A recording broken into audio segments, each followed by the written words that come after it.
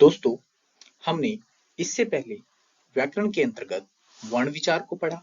उसके बाद हमने शब्द विचार के अंतर्गत शब्द किसे कहते हैं वह जाना। उसके अंतर्गत शब्दों के वर्गीकरण में सिर्फ व्युत्पत्ति और स्रोत के आधार पर शब्दों का वर्गीकरण कैसे किया गया यह जाना।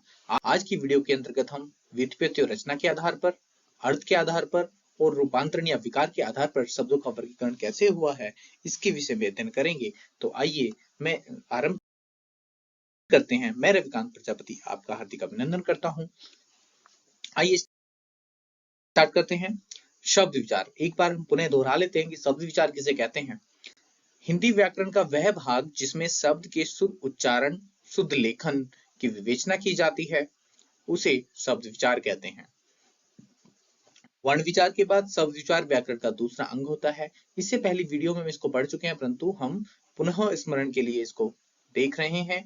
तो हम जान रहे हैं कि शब्द विचार क्या है, जिसमें शुद्ध उच्चारण और शुद्ध लेखन होता है, उसको शब्द विचार कहते हैं। वर्ण विचार के अंतर्गत हमने स्वर को पढ़ा, उसके बाद व्यंजन हमने पढ़े। शब्द विचार के अंतर्गत भी हमने शब्दों को जाना और शब्द के वर्गीकरण में व्युत्पत्ति और स्रोत के आधार पर वर्गीकरण कैसे हुआ है उसको हमने अध्ययन किया। आज की इस वीडियो में उससे आगे का अध्ययन हम करेंगे।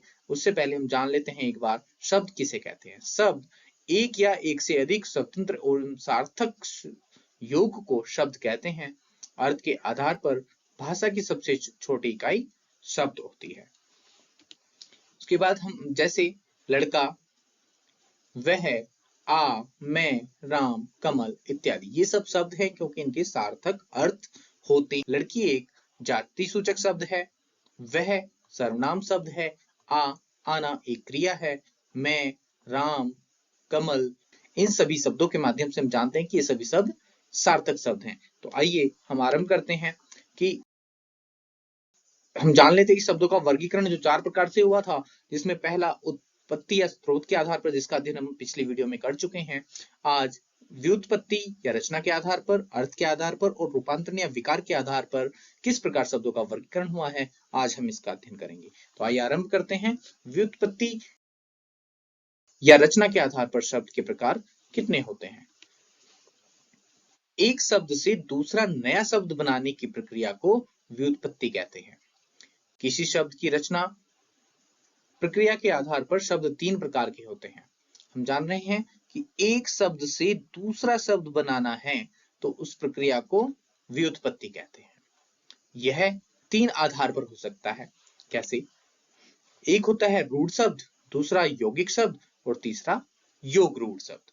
तो आइए जानते हैं कि रूढ़ शब्द क्या होता है। रूढ़ शब्द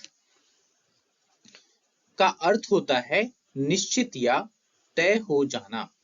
वे शब्द जो किसी अन्य शब्द के योग से नहीं बने उन्हें रूढ़ शब्द कहते हैं।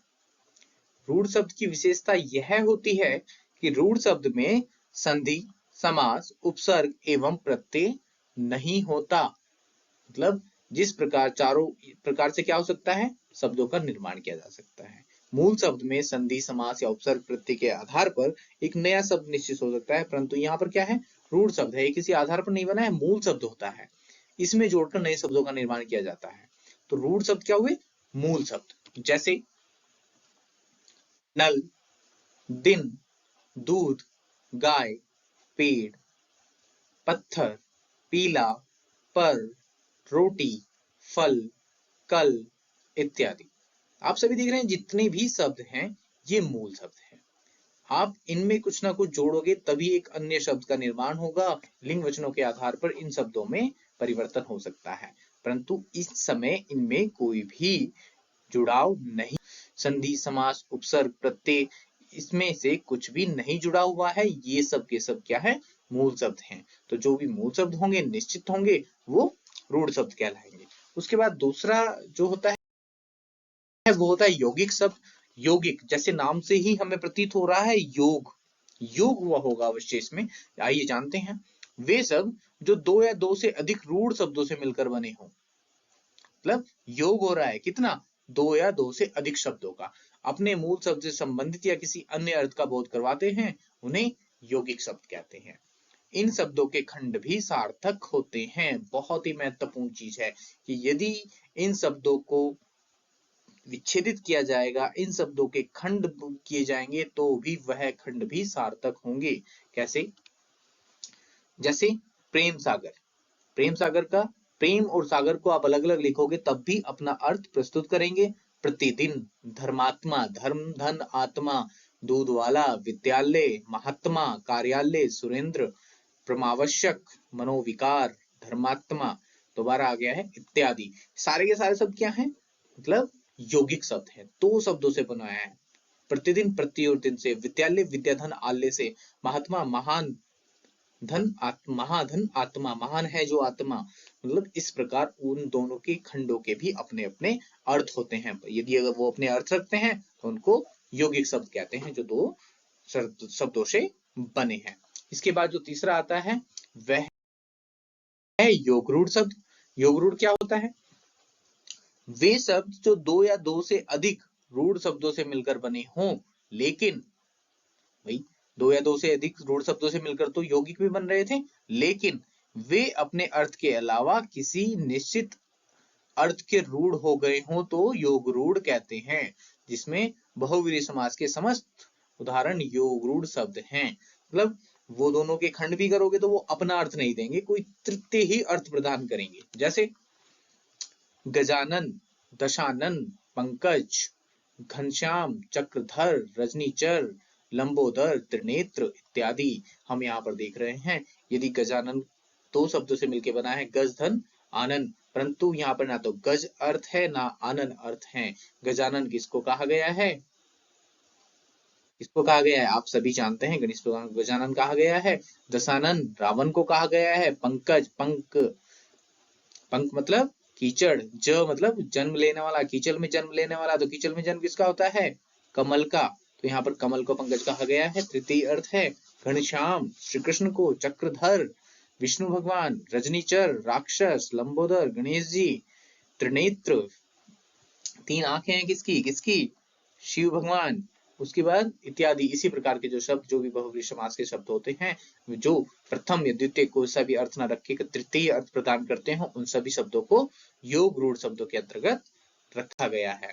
तो इस प्रकार आपने दूसरा अर्थ को जाना जो व्युत्पत्ति के आधार पे था। यहाँ पर तीसरा जो प्रकार होता है वह है अर्थ के आधार पर शब्दों के प्रकार। इसमें जानते हैं, इसमें दो भाग होते हैं। जो पहला है वह है सार्थक शब्द। सार्थक शब्द शब्द और अर्थक से बना है, जहां स का अर्थ साथ में या समीप होता है, वहीं अर्थक का अर्थ से होता है। अतः सार्थक शब्द का शाब्दिक अर्थ हुआ अर्थ के साथ। वे शब्द जिनका अपना एक निश्चित अर्थ होता है तथा जिनका प्रयोग स्वतंत्र रूप से किया जा सकता है, उन्हें सार्थक शब्द कहते हैं। जैसे चाय, खाना, पीना, पढ़ाई, कमल, राधा, दिल्ली इत्यादि। हम जान रहे हैं कि ये सभी क्या है? संज्ञा शब्द हैं। सभी शब्द जिनका कुछ नाम हो, वह सब क्या हुए? सार्थक शब्द हुए। जिनका कोई अर्थ हो वह सभी सार्थक शब्द हुए। हम यहाँ पर देख रहे हैं कि इन सभी शब्दों का कोई ना कोई अर्थ हमारे जीवन में है, तो ये सभी सार्थक शब्द है। अर्थ के आधार पर जो दूसरा प्रकार होता है वह है निरर्थक। वे शब्द जिनका अपना कोई अर्थ नहीं होता, उन्हें निरर्थक शब्द कहते हैं। निरर्थक शब्द निर और अर्थक से बना है, जहां पर निर का अर्थ रहित या के बिना, अर्थक से तात्पर्य अर्थ से होता है।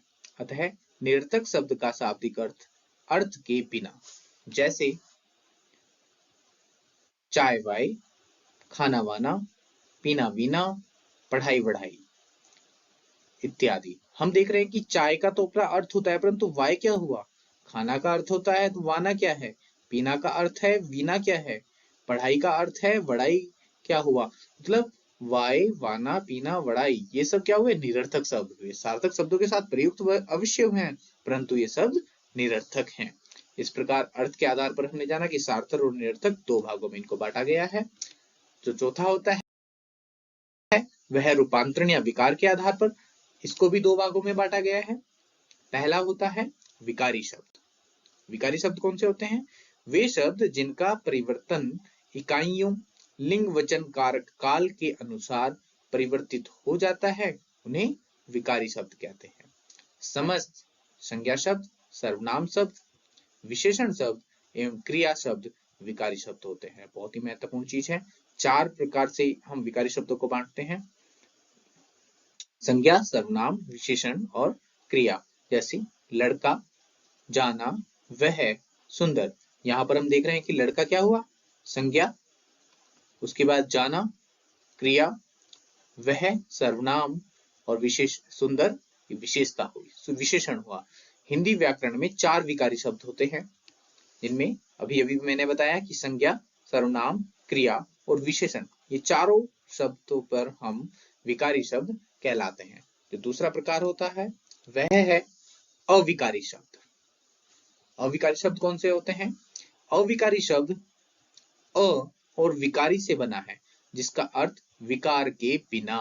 अतः वे शब्द जिनका रूप परिवर्तन की इकाइयों, लिंग, वचन, काल, कारक के अनुसार परिवर्तित नहीं होता उन्हें अविकारी शब्द कहते हैं। अविकारिक शब्दों में समस्त क्रिया विशेषण, संबंध बोधक, समुच्चय बोधक और विस्मयादि बोधक अव्ययभ्य शब्द आते हैं। हिंदी व्याकरण में 4 अविकारी शब्द होते हैं। हमने देखा कि क्रिया विशेषण, संबंध बोधक, समुच्चय बोधक और विस्मयादि बोधक, ये 4 वो हैं जो अविकारी होते हैं। हमने इस प्रकार जाना। रूपांतरण या विकार के आधार पर भी शब्द 2 प्रकार के होते हैं। एक होते हैं विकारी, जिसमें हमने संज्ञा, सर्वनाम, विशेषण और क्रिया को देखा, और अविकारी भी 4 प्रकार के होते हैं, क्रिया विशेषण, संबंध बोधक, समुच्चय बोधक और विस्मयादि बोधक। इस प्रकार हमने शब्दों के चारों वर्गीकरण को जाना, जिसमें हमने पहला वर्गीकरण इससे पहले वीडियो में जाना, और आज व्युत्पत्ति, अर्थ और रूपांतरण या विकार के आधार पर भी शब्द कितने प्रकार के होते हैं, आज की इस वीडियो के अंतर्गत हमने जाना है। मैं अपेक्षा करता हूं कि आप सभी को यह वीडियो बहुत अच्छे से समझ में आ गई होगी। आप सभी परीक्षा की दृष्टि से अपने नोट्स तैयार कर लें। आपका वीडियो देखने के लिए बहुत बहुत आभार एवं धन्यवाद। यदि आपको वीडियो पसंद आ रही है तो प्लीज मेरी वीडियोज को लाइक करते रहें, कमेंट करते रहें, शेयर कर दीजिएगा, सब्सक्राइब कर लीजिएगा यदि अभी तक आपने इसको सब्सक्राइब नहीं किया है। यदि वीडियो में आपको कुछ परिवर्तन चाहिए या फिर कुछ कमी प्रतीत हो रही हो तो प्लीज मुझे कमेंट में अवश्य बता दें, जिससे कि मैंने आने वाली वीडियो में वो कमी न कर सकूं और आपके अनुसार वीडियो को प्रस्तुत कर सकूं। तो एक बार पुनः आप सभी का हार्दिक अभिनंदन, हार्दिक आभार, धन्यवाद।